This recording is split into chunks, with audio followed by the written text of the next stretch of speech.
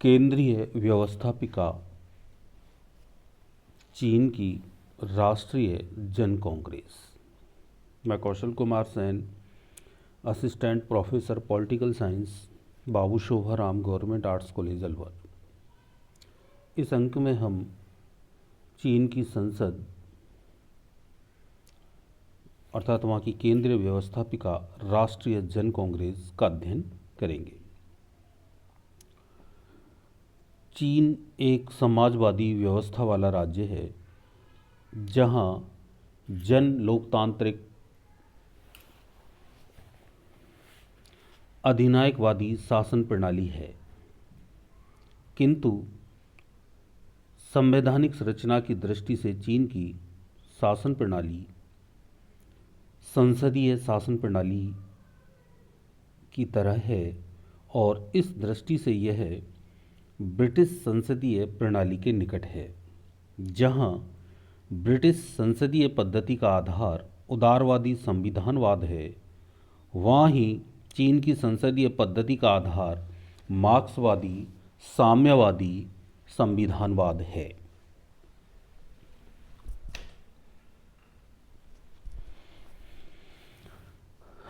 चीन में साम्यवादी प्रणाली है और चीन एक समाजवादी व्यवस्था वाला राज्य है। वहाँ मार्क्सवादी साम्यवादी आधार पर राष्ट्रीय जन कांग्रेस की स्थापना की गई है। चूँकि चीन साम्यवादी व्यवस्था वाला देश है और इससे पूर्व के जो संविधान थे या पूर्व की जो देशों की राज्य व्यवस्थाओं का अध्ययन हमने किया, वो उदार लोकतंत्रवादी राज्य व्यवस्थाएँ थी। इसलिए चीन की इस साम्यवादी व्यवस्था की इस कांग्रेस का हम या इस संसद का हम अध्ययन करते हैं। राष्ट्रीय जन कांग्रेस संगठन चीन में एक सदनीय व्यवस्थापिका है। वहाँ केवल व्यवस्थापिका का एक ही सदन है जिसे राष्ट्रीय जन कांग्रेस कहा जाता है। रचना, इस एक सदनीय व्यवस्थापिका की रचना निम्नलिखित क्षेत्रों के निर्वाचित प्रतिनिधियों द्वारा होती है। पहला, प्रांतों के निर्वाचित प्रतिनिधि। दूसरा, स्वायत्त शासी क्षेत्रों के प्रतिनिधि। तीसरा, केंद्र सरकार के सीधे नियंत्रण में आने वाले नगर पालिकाओं के प्रतिनिधि। चौथा, जनमुक्ति सेना के निर्वाचित प्रतिनिधि। इसके अलावा राष्ट्रीय अल्पसंख्यक जातियों तथा प्रवासी चीनियों के निर्वाचित प्रतिनिधियों को भी राष्ट्रीय जन कांग्रेस में स्थान दिया गया है। इसके सदस्यों को डिप्टी कहा जाता है। डिप्टियों की योग्यता एवं निर्वाचन एवं संख्या के बारे में कुछ नहीं कहा जा सकता, अपितु यह व्यवस्था राष्ट्रीय जन कांग्रेस अपने कानूनों द्वारा स्वयं करती है। वर्तमान में इसकी सदस्य संख्या 2970 है।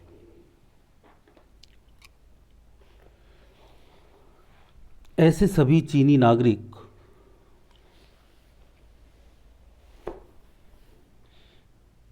जिनकी आयु 18 वर्ष है, वे सभी राष्ट्रीय जन कांग्रेस के चुनाव में मत डाल सकते हैं एवं चुनाव लड़ सकते हैं। चीन में चुनावों पर साम्यवादी दल का पूर्ण नियंत्रण है। उम्मीदवारों की सूची साम्यवादी दल के केंद्रीय अधिकारियों द्वारा बनाई जाती है। कांग्रेस का चुनाव अप्रत्यक्ष निर्वाचन प्रणाली द्वारा किया जाता है। प्रांतों, स्वायत्तशासी प्रदेशों तथा केंद्र नियंत्रक नगरपालिकाओं से आने वाले प्रतिनिधियों का निर्वाचन इन क्षेत्रों के विधानमंडलों द्वारा किया जाता है। अन्य वर्गों से आने वाले प्रतिनिधियों का निर्वाचन भी आम जनता द्वारा प्रत्यक्ष रूप से नहीं किया जाता है। राष्ट्रीय जन कांग्रेस की अवधि या कार्यकाल 5 वर्ष है। कुछ विशिष्ट परिस्थितियों में स्थायी समिति को यह अधिकार है कि वह इसका कार्यकाल बढ़ा दे।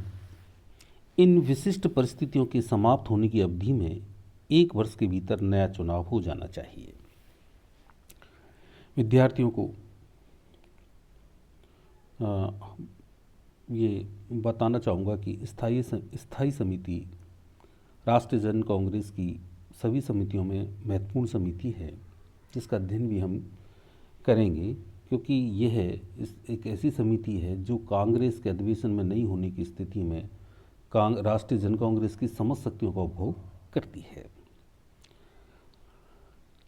राष्ट्रीय जन कांग्रेस के अधिवेशन वर्ष में कम से कम 1 बार होना अवश्य होना चाहिए। अधिवेशन बुलाने का दायित्व स्थायी समिति का है। विशेष अधिवेशन भी स्थायी समिति द्वारा अथवा कांग्रेस के 1/5 सदस्यों की मांग पर स्थायी समिति द्वारा बुलाए जाते हैं। चौथा है सदस्यों के कार्य, उन्मुक्तियां तथा कर्तव्य। कार्य: कांग्रेस की बैठक में विधेयक एवं प्रस्ताव प्रस्तुत करने का अधिकार। सदस्यों को राज्य परिषद अर्थात मंत्रिमंडल एवं आयोगों से प्रश्न पूछने का अधिकार। ये इनके कार्य हैं डिप्टियों के। दूसरा, सदस्यों की उन्मुक्तियां: अधिवेशन के दौरान किसी सदस्य को अध्यक्ष मंडल, वहाँ प्रेसिडियम है और जिसको अध्यक्ष मंडल बोला जाता है, कि पूर्व अनुमति के न तो गिरफ्तार किया जा सकता है और न ही फौजदारी मुकदमा चलाया जा सकता है।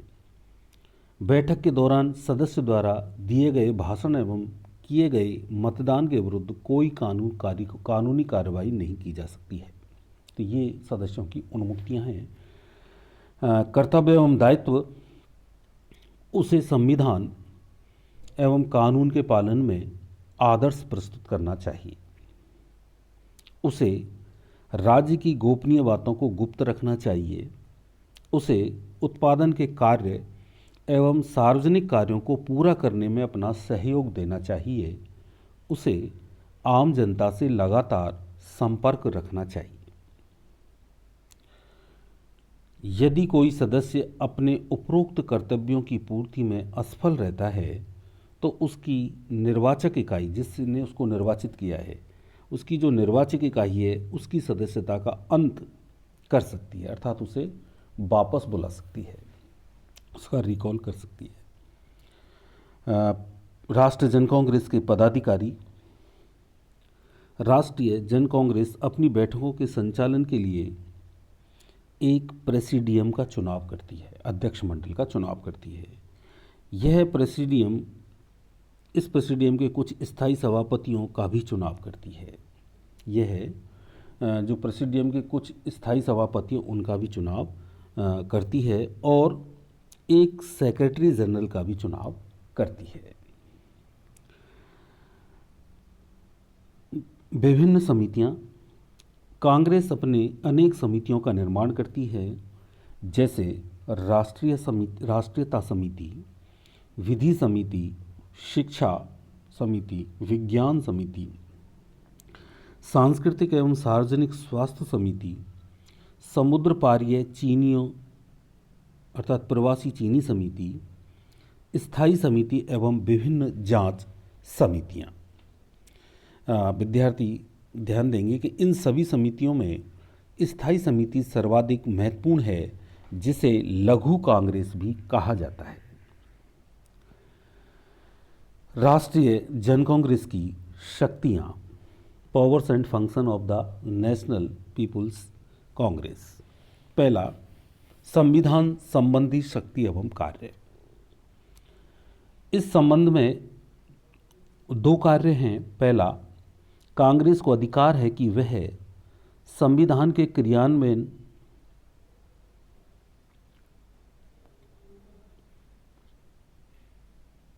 पर नजर रखे।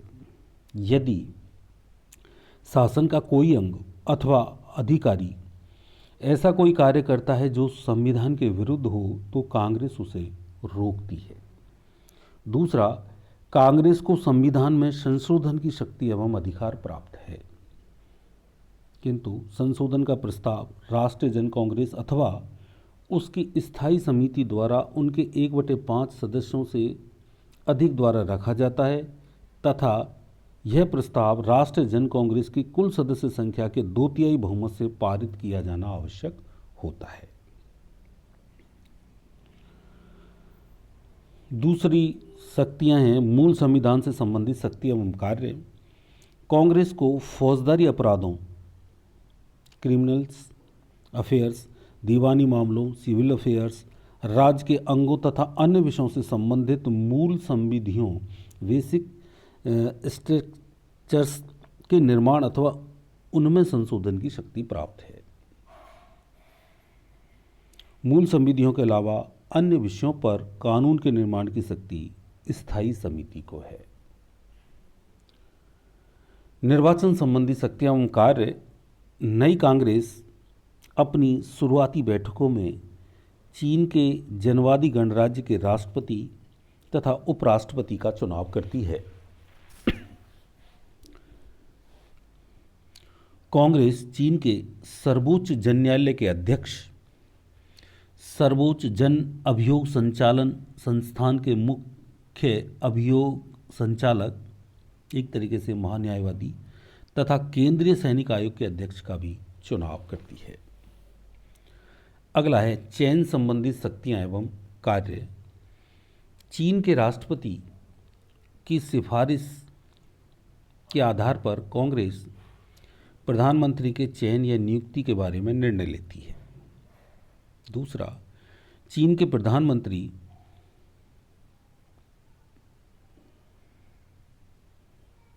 की सिफारिश के आधार पर कांग्रेस निम्नलिखित पदाधिकारियों की चयन या नियुक्ति के बारे में निर्णय लेती है, जैसे उप प्रधानमंत्री, वाइस प्रीमियर्स, राज्य परिषदों, स्टेट काउंसलर्स, मंत्रालयों तथा आयोगों के प्रभारी मंत्रियों, राज्य परिषद वहाँ की कार्यपालिका अर्थात राज्य परिषद का महासचिव तथा महालेखा परीक्षक। चीन के राष्ट्रपति की सिफारिश पर कांग्रेस स्थायी समिति के सदस्यों के चयन एवं नियुक्ति के बारे में भी निर्णय लेती है। अगला है पदमुक्ति संबंधी शक्ति। कांग्रेस ऐसी सभी पदाधिकारियों तथा विभिन्न आयोगों व अभिकरणों के सदस्यों को उनके पद से बर्खास्त करने की शक्ति रखती है, जिन्हें वह चुनती अथवा निरस्त करती है। अगला है वित्त एवं विकास संबंधी शक्ति एवं कार्य।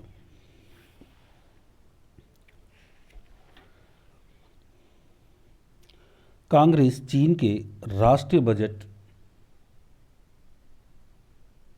तथा वित्तीय प्रतिवेदन पर विचार करती है और उसे स्वीकार करती है।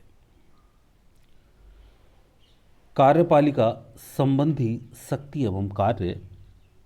कांग्रेस राष्ट्रपति की सिफारिश पर प्रधानमंत्री तथा उप प्रधानमंत्रियों को चुनती है तथा संविधान के अनुसार ये सभी सदस्य कांग्रेस के प्रति उत्तरदायी होते हैं।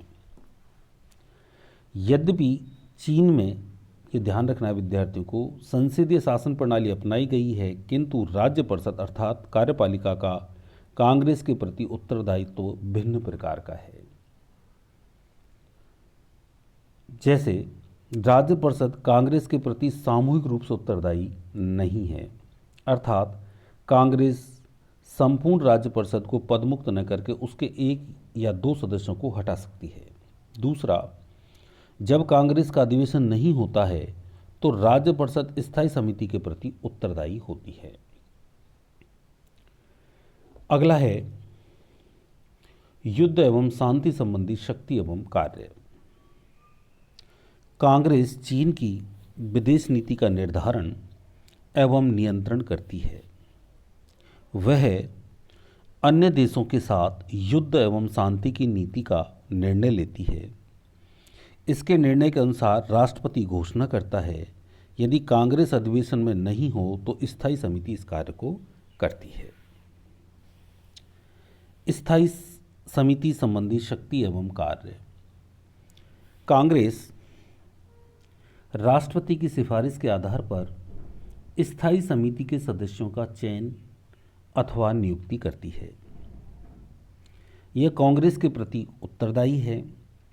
कांग्रेस स्थायी समिति द्वारा बनाए गए कानूनों एवं लिए गए निर्णयों की समीक्षा करती है।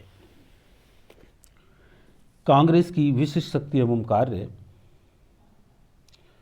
संविधान ने कांग्रेस को राज्य सत्ता का सर्वोच्च अंग घोषित किया है।